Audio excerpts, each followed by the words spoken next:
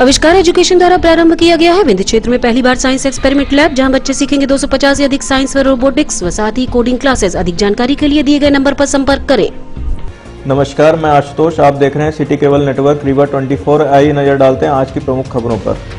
Corona टीकाकरण हेतु लोगों को जागरूक करने छात्र छात्राओं ने नुक्कड़ सभा का किया आयोजन। कांग्रेस जन जागरण यात्रा सिलपरा व रौसर पहुंची, किया गया जनसंवाद। राज्यसभा सांसद ने पत्रकार वार्ता के माध्यम से भाजपा सरकार पर साधा निशाना। और पंचतत्व में विलीन हुए शहीद ब्लैक कमांडो गोविंद प्रसाद।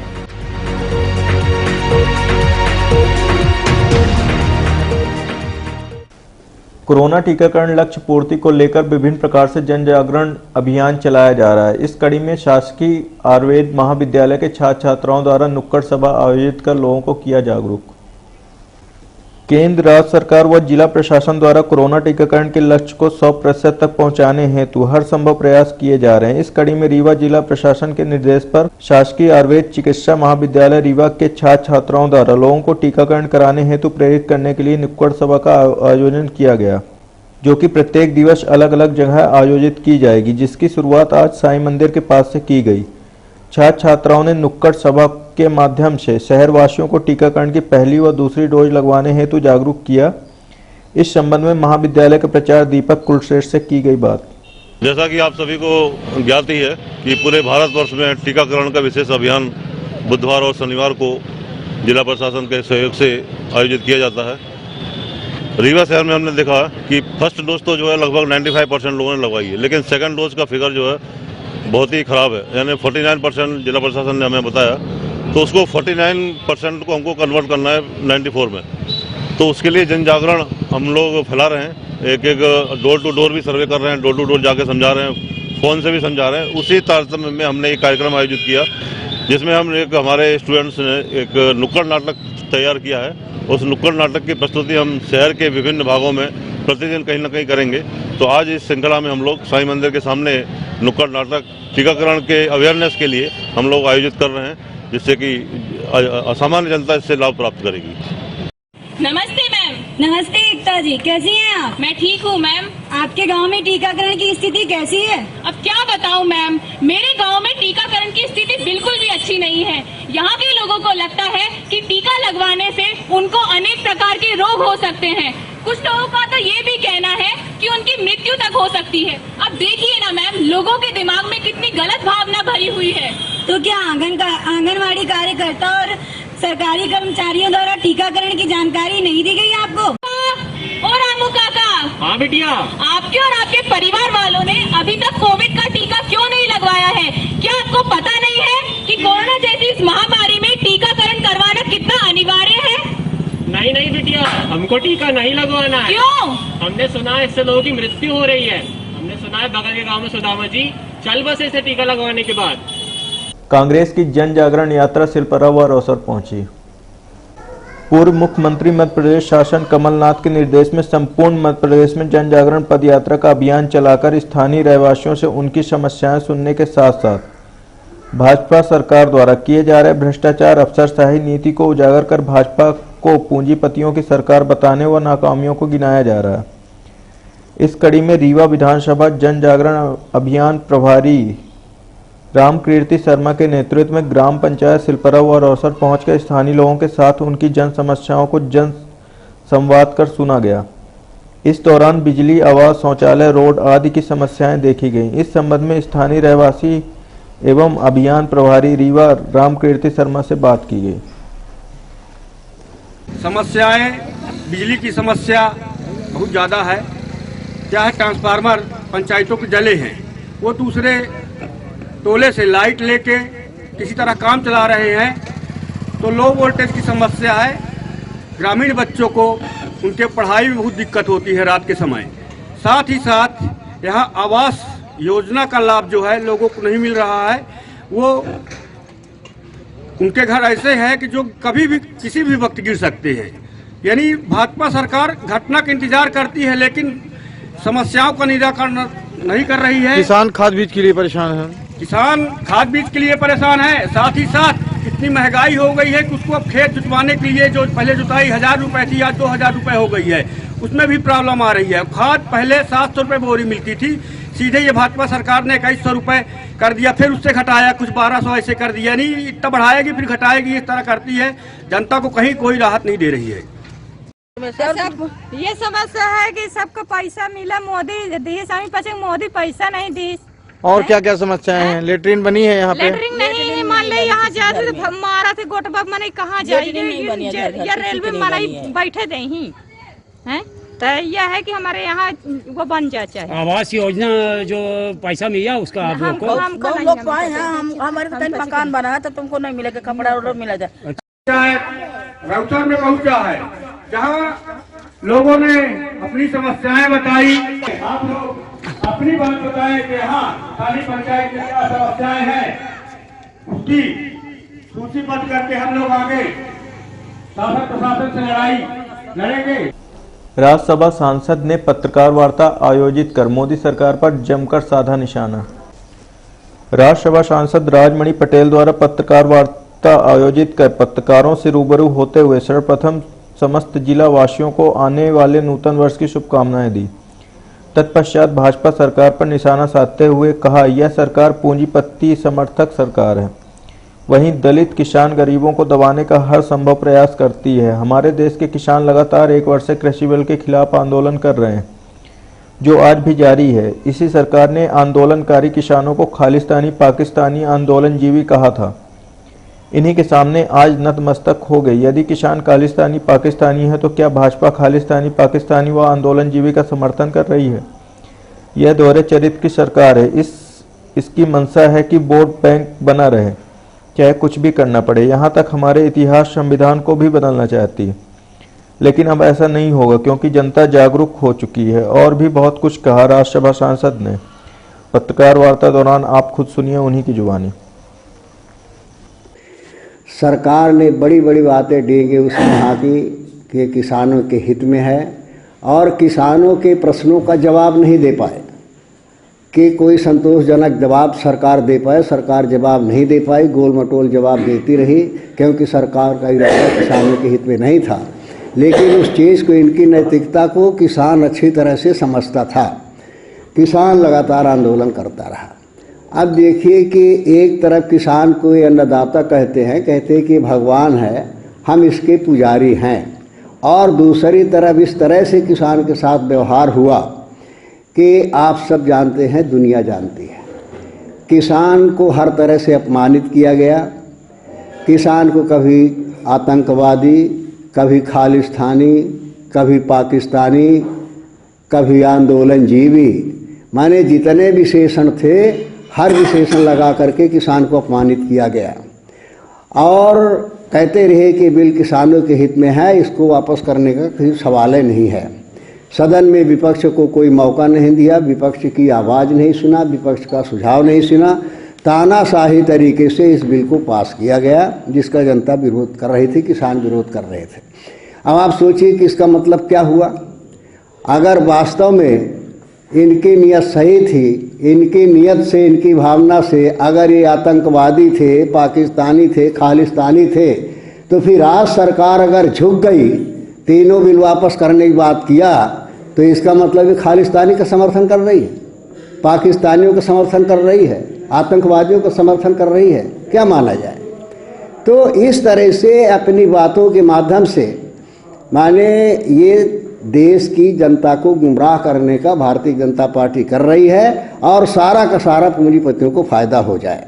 आज जो भी काम इस देश में हो रहे हैं, चाहे वो माने रेलवे के निजीकरण का हो, चाहे प्लेन के निजीकरण का हो, चाहे खनिज के हो, चाहे बैंकों के निजीकरण का हो, चाहे हमारे जो ये है अपने बीमा कंपनी हो, इनके निजीकरण का हो, इनके पीछे एक ही मकसद है कि सारे जो संसाधन है, उन संसाधनों में इवन कृषि, जो किसान कृषि का माने खेती का मालिक था, किस तरह से सारे संसाधन पूंजीपतियों के हाथ में दे दिया जाए, ताकि दो फाक बन जाए। एक वर्ग हो जाए पूंजीपतियों का, और दूसरा वर्ग हो जाए किसानों का, गरीबों का, जिनका माने शोषण हो, मजदूरी करें और मालिक बन करके पूंजीपति। पंचतत्व में विलीन हुआ शहीद ब्लैक कमांडो का पार्थिव शरीर, नम आंखों से हजारों लोगों ने दी अंतिम विदाई। शहीद ब्लैक कमांडो मध्यपुर निवासी गोविंद प्रसाद का जबलपुर में उपचार दौरान निधन हो गया। ब्लैक कमांडो का पार्थिव शरीर बाई रोड जैसे ही बेला पहुंचा, रैली निकालकर लोगों ने अगुवाई की। जैसे ही तिरंगे में लिपटा पार्थिव शरीर गृहग्राम पहुंचा, शहीद की पत्नी देखते ही बेहोश हो गई। वहीं बच्चों व परिवारजनों का रो रो कर बुरा हाल था। वहां मौजूद सभी लोगों की आंखें नम देखी गई। लोगों ने शहीद के आवास पहुंचकर अंतिम दर्शन करते हुए सच्ची श्रद्धांजलि अर्पित की। प्रशासनिक अधिकारियों की मौजूदगी में आर्मी के जवानों द्वारा शहीद को आखिरी सलामी दी गई। तत्पश्चात शहीद के पार्थिव शरीर को हिंदू रीति रिवाजों से सम्मान के साथ मुख अग्नि दी गई। जानकारी अनुसार शहीद गोविंद प्रसाद लीवर व किडनी की बीमारी से ग्रसित थे। उपचार के संबंध में शहीद की वीरांगना पत्नी से की गई बात। 3 दिन वहाँ देखे, दवाई में कोई असर नहीं था, तबीयत वैसी थी जैसे थी पहले। तो हमने बोला छुट्टी करने के लिए, वो छुट्टी नहीं कर रहे थे, लेकिन हमने ज़बरदस्ती छुट्टी करा के फिर हमने बोला कि हम जबलपुर ले जाएंगे। उनकी हालत वहाँ पर हो गई ऐसी थी, खाना पानी 8 दिन से कुछ नहीं खाए थे, जब भी दवाई में कोई असर नहीं हो रहा था। इस कारण से फिर हमने जबलपुर लेके आए 21 की रात को।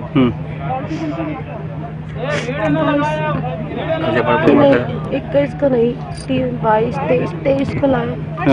उस दिन हमने छुट्टी करा लिया और 24 को फिर हमने यहाँ एडमिट किया सहानी हॉस्पिटल जबलपुर। बहुत हालत गंभीर थी, तो उन्होंने कहा कि इनका कोई चांस नहीं है, लेकिन हम भर्ती नहीं कर रहे हैं। तो हमने उनको भर्ती नहीं कर रहे थे, हमने ज़बरदस्ती बोला कि आप दवाई करिए, भर्ती करिए। कैसे होकर कहते हैं 50% चांस है कि बच जाएंगे।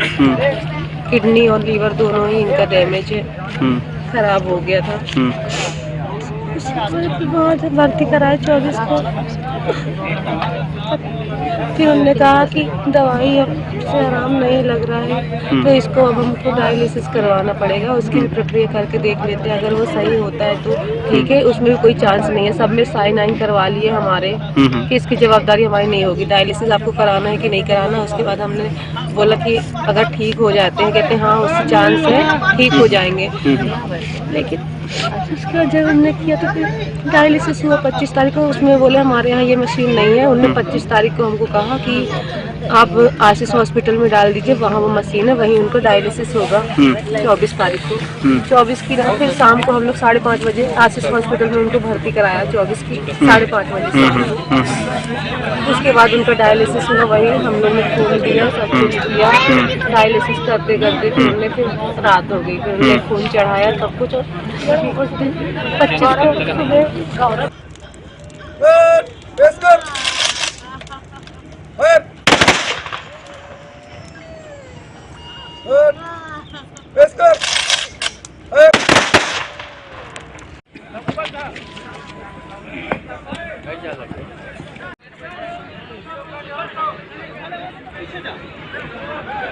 सर बने रहिए रीवा 24 के साथ। मुलाकात होगी एक छोटे से ब्रेक के बाद।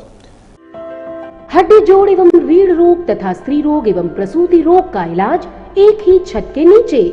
विघ्नहर्ता hospital and trauma centre, hotel landmark के पास, रतहरा, रीवा। डॉक्टर संतोष सोनी, पूर्व चिकित्सक, बॉम्बे हॉस्पिटल, मुंबई। हड्डी जोड़ एवं रीढ़ रोग विशेषज्ञ, छोटे चीरे एवं दूरबीन विधि द्वारा हाथ तथा पैर की हड्डियों का ऑपरेशन। गठियाबात, जटिल एवं बिगड़े हुए फ्रैक्चर का बेहतर इलाज करते हैं डॉक्टर संतोष सोनी। विघ्नहर्ता हॉस्पिटल ट्रॉमा सेंटर में ही स्त्री एवं प्रसूत रोग विशेषज्ञ डॉक्टर शैलजा सोनी भी उपलब्ध हैं, जिनकी देखरेख में नॉर्मल डिलीवरी, सिजेरियन ऑपरेशन एवं बच्चेदानी से संबंधित ऑपरेशन की बेहतर सुविधा। संतानहीन दंपत्ति तत्काल संपर्क करें। विघ्नहर्ता hospital and trauma centre, hotel landmark के पास, रतहरा, रीवा। सुविधाजनक एवं सफल इलाज हेतु आज ही संपर्क करें। विघ्नहर्ता hospital and trauma centre, hotel landmark के पास, रतहरा, रीवा। मोबाइल नंबर 7828781983 अथवा 8462956774 पर।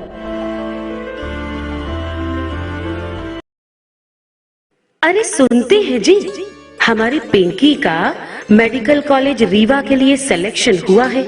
बहुत खुशी है। कितने लाड प्यार से पाला हमने बिटिया को, पर वो रहेगी कहाँ रीवा में? कोई सर्व सुविधा युक्त हॉस्टल है क्या? आपको तो जैसे कोई चिंता ही नहीं। मुझे चिंता भी है और मैंने ढूंढ भी लिया है। रीवा में चंद्रकला एसी गर्ल्स हॉस्टल खुल चुका है, जो कि पूरी तरह से वातानुकूलित है और घर के बाहर भी घर जैसा माहौल है और बहुत ही अच्छी जगह है, जहां हम अपनी बिटिया को दाखिला दिलवा देंगे। वो हॉस्टल का रूम बहुत ही सुविधाजनक है। जी हाँ, Chandrakala AC girls hostel, separate room with attached washroom, lunch dinner with 2 time snacks, fully furnished AC room with furniture, spacious terrace, parking, security, dining hall, TV hall, study hall. Chandrakala AC Girls Hostel, centrally located heart of the city at Dwarika Nagar in front of Ashirwad Marriage Garden, Rewa. Our mobile numbers are 9937425500 and 9893249090. Our landline number is 07662251496. Chandrakala AC Girls Hostel.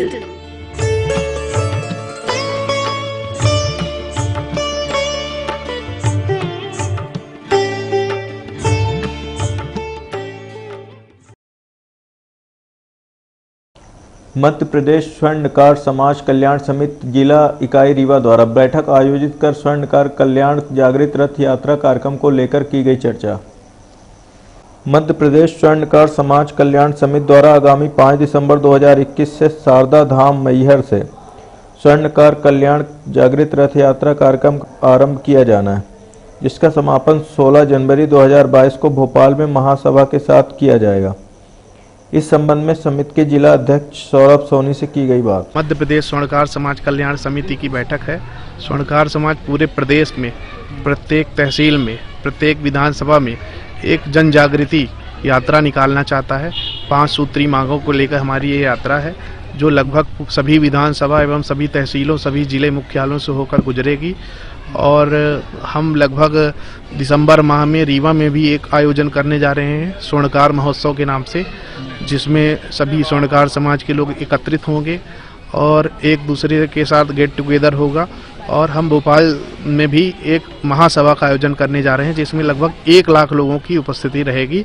16 जनवरी को ये महासभा भोपाल में आयोजित है और हिंदी भवन में वो महासभा आयोजित होगी।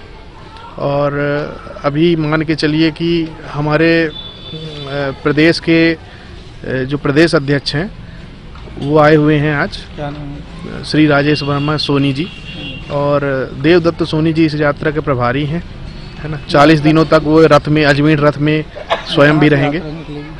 मैहर से 5 दिसंबर को 11 बजे माँ शारदा के धाम से ये यात्रा निकलेगी और पूरे प्रदेश में ये घूमेगी।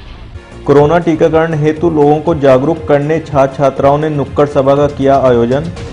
कांग्रेस जन जागरण यात्रा सिलपरा व रौसर पहुंची, किया गया जनसंवाद।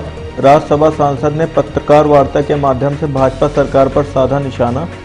और पंचतत्व में विलीन हुए शहीद ब्लैक कमांडो गोविंद प्रसाद। अब इजाजत दीजिए, आशुतोष को फिर मुलाकात होगी अगले अंक के ताजा तरीन खबरों के साथ। नमस्कार।